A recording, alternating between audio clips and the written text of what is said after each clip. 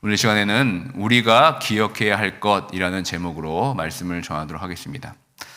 사람들과 대화를 나누다가 보면 이 과거의 추억을 이야기하는 것을 좋아하는 사람이 있는가 하면 어떤 미래의 계획이나 꿈에 대해서 이야기하는 것을 즐겨 하시는 분들이 계십니다. 여러분들은 어떠십니까? 여러분들이 주로 하는 대화의 방향이 과거 지향적입니까? 아니면 미래 지향적이십니까? 특히 이민 사회를 살아가는 우리들은 이 과거의 경험을 공유하는 것이 아주 중요한 부분을 차지하고 있는 것 같습니다.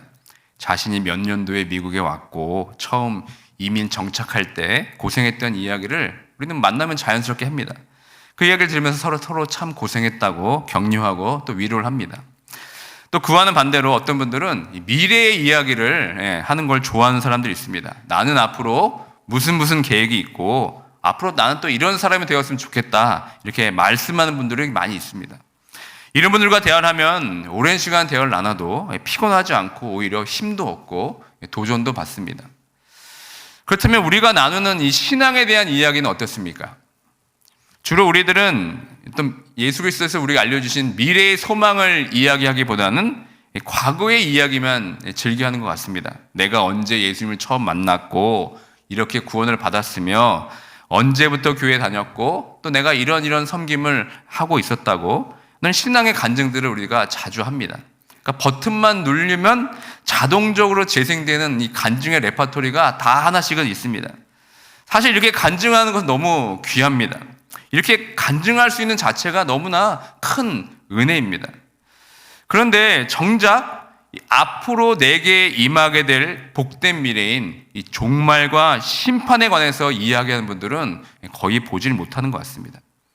비록 이 세상에서는 자주 좌절되고 깨어지고 불행하지만 끝내는 새하늘과 새 땅이 올 것이라고 믿고 바라보면서 점점 그 나라의 합당한 모습으로 변화되기를 소망하는 이야기를 들어보기가 쉽지가 않습니다. 베드로는 이런 우리들에게 과거에 화려했던 성취에 머무르지 말고 앞으로 다가올 미래에 대한 소망을 품고 살아가라고 이 베드로후서를 통해서 우리에게 강조하고 있습니다.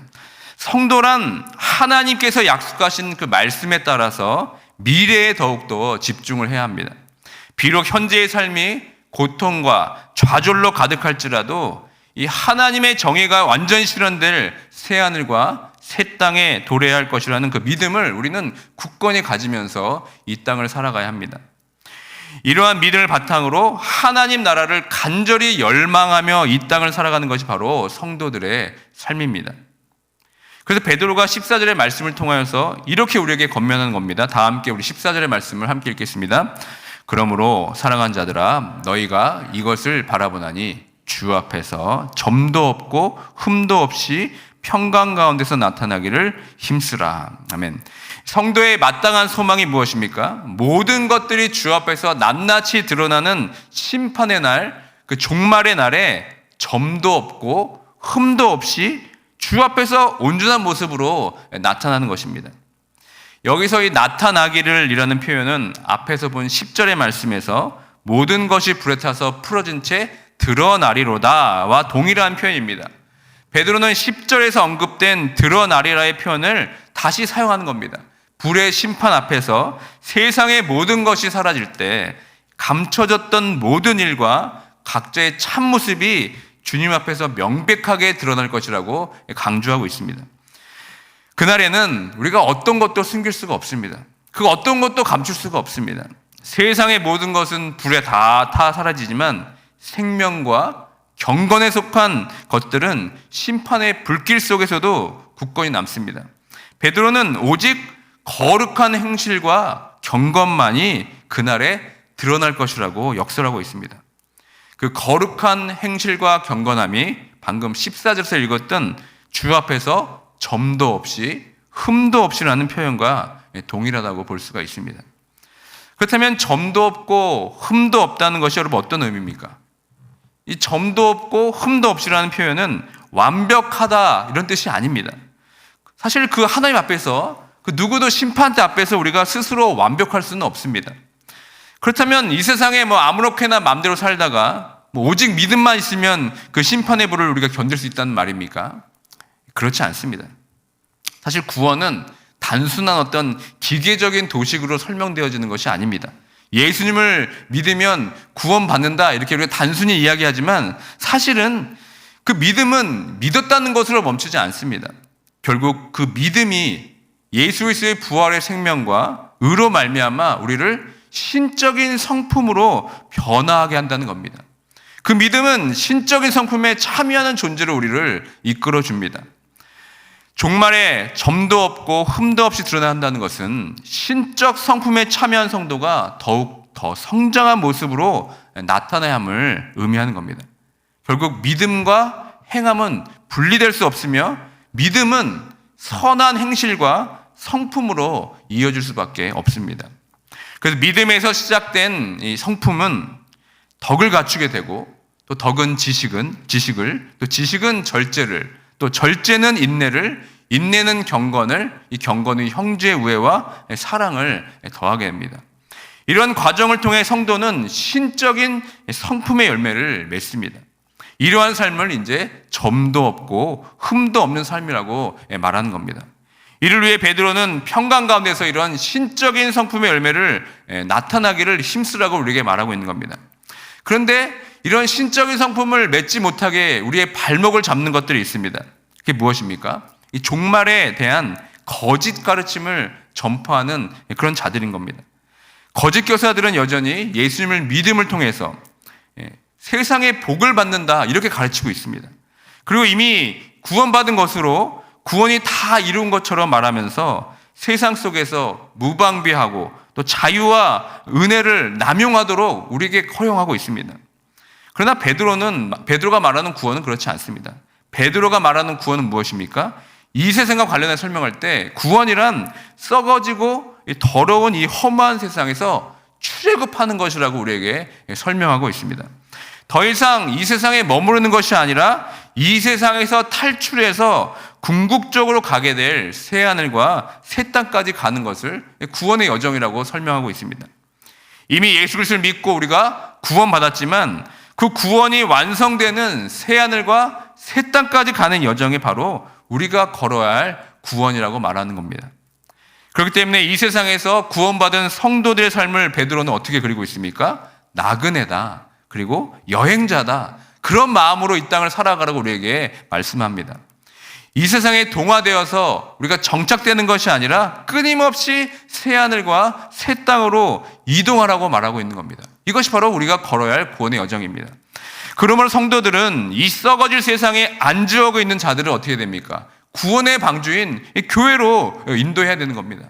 그리고 그와 동시에 새하늘과 새 땅으로 힘차게 이 교회는 노를 저어가야 합니다. 계속해서 교회는 이동해야 됩니다. 멈춰 있으면 안 됩니다. 근데 여기서 중요한 것이 하나 있습니다. 그 구원의 방주가 최종 목적지인 그 새하늘과 새 땅으로 가기 위해서는 모두가 다 함께 한 방향을 향해서 함께 노를 저어야 한다는 것입니다. 양쪽에서 골고루 균형 있게 노를 저어야만 우리가 가야 할 목적지에 도달할 수가 있습니다. 한쪽만 열심히 노를 젓는다고 되는 것이 아닙니다. 함께 저어가야 합니다. 예를 들어 한쪽에서는 어떻게든 이 세상에서 죽어가는 영혼들을 위해서 복음을 전하기 위해 안간힘을 쓰면서 노를 젓는데 한편 이 반대쪽에서는 이에 대한 관심도 없고 노를 젓지 않으면 이 배가 어떻게 됩니까? 앞으로 가기는커녕 배는 그 제자리만 빙빙 돌게 되어 있습니다. 분명히 나갈 방향이 확실히 있는데 한쪽만 열심히 노를 젓고 한쪽은 손을 놓고 있으면 원하는 방향대로 배가 나아갈 수가 없습니다. 그리고 그 안에 있는 사람들은 어떻게 됩니까? 방향을 상실한 채 빙빙 배가 도니까 어지럽기만 합니다. 그러니까 어떻게 됩니까? 아예 한쪽도 노를 젓지 못하게 만듭니다.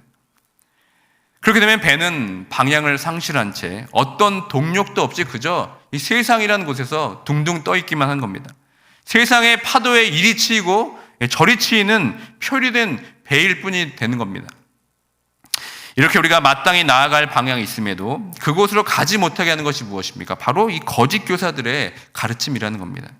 그들은 어떻게든 교회가 또 성도가 새하늘과 새 땅의 목적지로 가지 못하도록 우리를 방해합니다. 우리의 눈을 어둡게 만들고 우리가 바라봐야 할 곳을 바라보지 못하게 합니다. 그렇게 하기 위해서 그들이 하는 가장 결정적인 방법이 무엇입니까? 말씀을 왜곡하는 겁니다. 그 말씀을 자의적으로 또 임의로 사사로이 말씀을 해석함을 통하여서 우리를 혼란에 빠뜨리게 합니다. 그런데 그런 모습을 베드로가 오늘 본문 16절에서 이렇게 밝힙니다. 다 함께 16절의 말씀을 함께 읽습니다. 또 그 모든 편지에도 이런 일에 관하여 말하였으되 그 중에 알기 어려운 것이 더러 있으니 무식한 자들과 굳세지 못한 자들이 다른 성경과 같이 그것도 억지를 풀다가 스스로 멸망에 이르느니라. 거짓 교사를 지금 어떻게 부르고 있습니까? 무식한 자들, 또 굳세지 못한 자들이라고 우리에게 부르고 있습니다.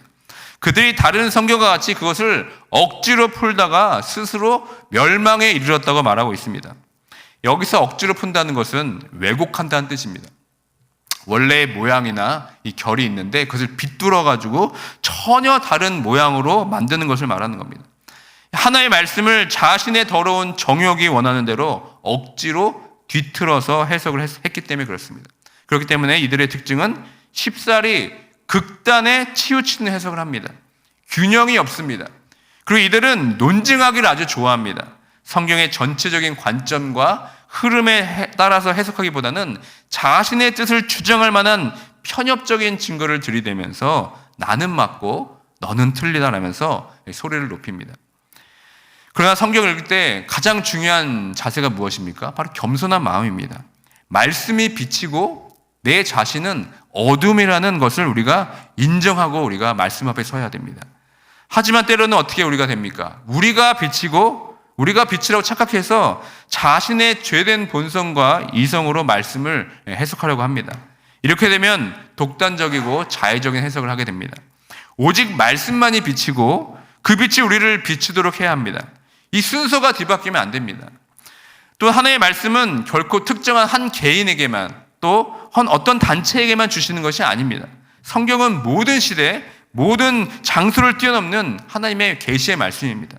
그렇기 때문에 성경을 읽고 성경을 해석할 때 아주 겸허한 마음으로 자신의 해석이 틀렸을 거나 부정확할 수 있다는 사실을 늘 염두에 두고 우리가 성경을 읽어야 됩니다.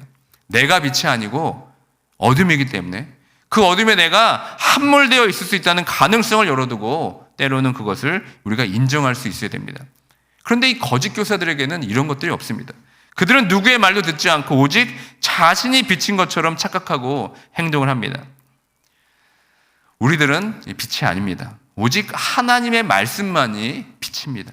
말씀의 빛이 우리를 관통하지 않으면 우리는 여전히 어둠 가운데 있음을 우리가 기억해야 합니다. 이것이 성경을 읽을 때 가장 중요한 전제가 됩니다.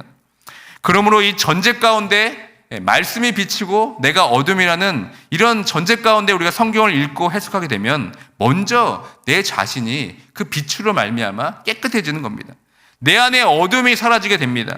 그리고 그 하나님의 임재로 회복하는 것이 바로 내 자신이 먼저가 됩니다. 그러니까 우리에게 하나님의 말씀에 비치고 내가 어둠이라는 전제 가운데 있다면 나에게 가장 먼저 큰 은혜와 회복과 치유가 일어나는 겁니다. 그런데 거짓 교사들은 그렇게 성경을 읽지 않습니다. 자신의 부패한 본성에 따라서 성경을 읽기 때문에 결국에는 16절의 말씀처럼 스스로 멸망에 이르게 되는 겁니다.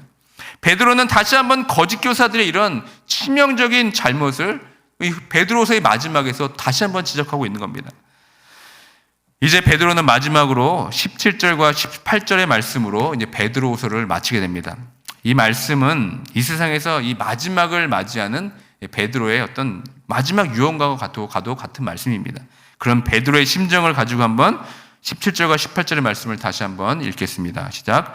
그러므로 사랑하는 자들아 너희가 이것을 미리 알았은즉 무법한 자들의 미혹에 이끌려 너희가 굳센 데서 떨어질까 삼가라. 오직 우리 주 곧 구주 예수 그리스도의 은혜와 그를 아는 지식에 자라가라. 영광이 이제와 영원날까지 그에게 있을지어다. 아멘. 베드로는 지금 두 가지의 유언 같은 권면을 우리에게 남기고 있습니다. 첫째는 무엇입니까? 너희가 굳센 데서 떨어질까 삼가라 이렇게 말하고 있습니다. 이 거짓 교사들의 미혹에 빠져들지 말고 자기 자신을 지키라는 것입니다. 이 사랑하는 자들이라는 표현은 무엇입니까? 거짓 교사들과 뚜렷이 대조되는 이 성도를 가리키는 표현입니다. 거짓 교사들은 이미 멸망의 길에 들어섰지만 사랑받는 성도와 교회는 굳건히 서 있다는 겁니다. 그렇다면 우리가 굳세게 서 있는 그 자리가 어디입니까? 바로 예수 그리스도의 그 복음 위에 우리가 서는 것입니다. 그렇다면 어떻게 그 굳건한 자리, 즉 예수 그리스도의 말씀에서 벗어나지 않고 우리 자신을 지킬 수 있겠습니까? 성경을 읽을 때 우리가 올바른 말씀의 분별력을 가지고 살아가라는 것입니다. 그렇게 말씀을 읽으라는 것입니다. 이를 위해서 모든 성도는 어떻게 됩니까? 스스로 성경을 읽고 스스로 성경을 배우면서 진리의 말씀 위에 굳건히 서기 위해 우리가 몸부림쳐야 됩니다. 이 목사님이 말하는 것에만 아멘하지 말고 직접 말씀을 읽으면서 우리가 개인 스스로가 이 말씀의 빛 가운데 서 있어야 됩니다. 그래야 거짓 교사들의 가르침에 우리가 미혹되지 않을 수가 있습니다. 이 성경은 여러분 목회자에게만 주어진 것이 아닙니다. 온 교회 모든 성도들에게 주어진 것입니다. 모든 성도가 성경을 직접 읽고 그 말씀에 우리가 굳건히 설 때 우리는 거짓 교사들의 미혹에 휩싸이지 않게 되는 겁니다. 그리고 베드로는 마지막 유언과 같은 권면을 통해서 다시 한번 이렇게 성경의 말씀에 서서 자신을 지키라고 말하고 있습니다. 두 번째로는 어떤 권면을 하고 있습니까? 18절에 보시면 오직 우리 주 곧 구주 예수 그리스도의 은혜와 그를 아는 지식에서 자라가라 이렇게 말하고 있습니다.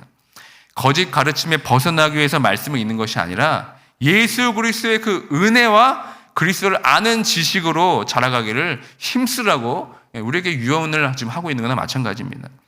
그렇다면 베드로가 말하는 은혜가 무엇입니까? 이 은혜는 우리 삶 가운데 역사하시는 모든 은혜를 말하는 겁니다. 지금까지 우리의 삶을 구원해 주시고 앞으로 이루실 모든 은혜를 베드로는 말하고 있습니다. 이것은 우리를 구원해 주신 구원의 은혜만을 말하는 것이 아닙니다. 예수 그리스도께서 죽으심과 부활로 인해서 우리를 거듭나게 하시고 이 세상에서부터 건져내시고 또 건져내실 은혜도 포함하고 있습니다. 그리고 부활하신 후 승천하셔서 하나님 보좌 우편에 앉아 계신 것처럼 우리도 그렇게 하나님 보좌 우편에 함께 앉게 하실 그 은혜도 포함이 되어 있습니다. 그리고 우리가 새하늘과 새 땅에 합당한 성품으로 변화시켜 주셔서 그 마지막 새하늘과 새 땅에 입성하게 될 그 은혜도 포함되어 있습니다. 이 모든 은혜를 기억하면서 그 은혜 가운데 자라날 것을 우리에게 권면하고 있습니다. 그리고 이 모든 은혜를 더욱 굳게 하는 것이 무엇입니까? 바로 예수 그리스도를 알면서 시작된다고 말합니다.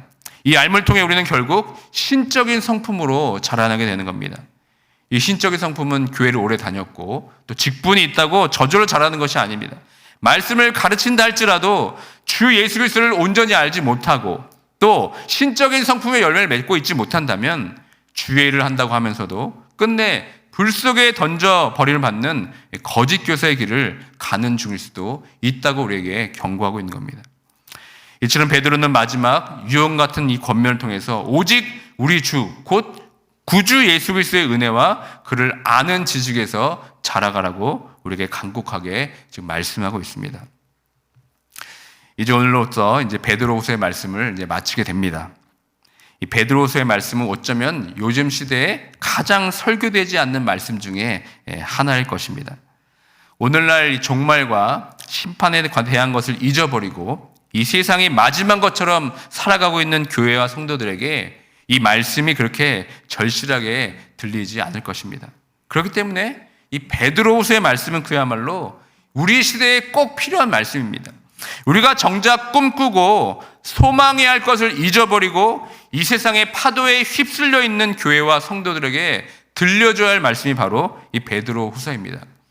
간절히 바라옵기는 이 베드로후서의 말씀을 마치면서 우리가 꼭 기억해야 할 것이 있다는 겁니다. 그것이 무엇입니까? 반드시 우리는 신적인 성품으로 변화하고 성장해야 된다는 것입니다. 믿음으로 시작해서 덕, 지식, 절제, 인내, 경건, 형제우애, 사랑 이 8가지 성품으로 우리가 변화해야 가야 합니다. 이것은 어떤 도덕적, 윤리적으로 성숙해지는 것만을 의미하는 것이 아닙니다. 이 신적인 성품은 우리가 종말을 맞이할 때 새하늘과 새 땅에 합당한 성품이 바로 여러분 신적인 성품입니다. 그리고 이 신적인 성품으로 변화하기 위해서 가장 중요한 것이 무엇입니까? 바로 말씀인 겁니다. 거짓 교사처럼 말씀을 사사로이 자의적으로 해석하는 우를 범하면 안 됩니다. 말씀이 빛이고 내가 어둠임을 깨달아서 말씀의 빛으로 나를 비춰야 합니다. 그때 우리는 그 말씀 속에서 그리스도의 은혜를 온전히 알게 됩니다. 그리고 마지막으로 우리의 기도 가운데 이 새하늘과 새 땅을 바라보는 그 소망하는 기도가 있기를 원합니다. 우리는 나의 가장 간절하고 갈급한 제목을 가지고 우리가 하나님께 기도하게 되어 있습니다. 그 간절하고 갈급한 기도의 목록 가운데 우리가 앞으로 들어가게 될 새하늘과 새 땅에 대한 소망의 기도가 꼭 있었으면 좋겠습니다. 오늘만 기도하는 것이 아니라 주 예수가 오시는 그날을 우리가 바라보면서 매 순간 새하늘과 새 땅을 소망하는 기도가 우리 삶 가운데 있기를 주님의 이름으로 축원드립니다. 그래서 우리가 이 썩어지고 허무한 이 세상이 마지막이 아니라 종말의 심판대 앞이 우리의 마지막이를 여러분이 깨닫고 그 심판대 앞에서 오늘을 바라보며 살아가는 지혜를 가지고 소망 가운데 살아가는 모두가 되길 주님의 이름으로 축원드립니다. 아멘. 이 시간 말씀을 기억하면서 기도하기 원합니다. 여러분, 신앙의 지혜란 무엇입니까? 바로 이 세상의 그 마지막 날 예수 그리스도의 심판 앞에서 오늘을 바라보며 사는 것 삶입니다. 장차 종말에 무슨 일이 일어나게 될 것인지 하나님의 말씀의 주위에서 살아가는 것이 바로 이 땅을 살아가는 지혜입니다. 이를 위해서 우리는 신적인 성품으로 날마다 변화하고 성장해야 됩니다. 이 신적인 성품은 결국에 우리가 새하늘과 새 땅에 합당한 자로서의 모습임을 깨닫기 원합니다. 이제 앞으로 우리가 드리는 기도 가운데 간절함을 가지고 이 종말의 때를 소망으로 품고 기도함을 통하여서 이 썩어질 세상에 안주하고 표류하는 것이 아니라 그 본향을 향해 계속해서 이동하고 움직이는 우리의 삶과 이 교회가 될 수 있도록 이 시간 다 함께 간절히 기도하며 나가도록 하겠습니다.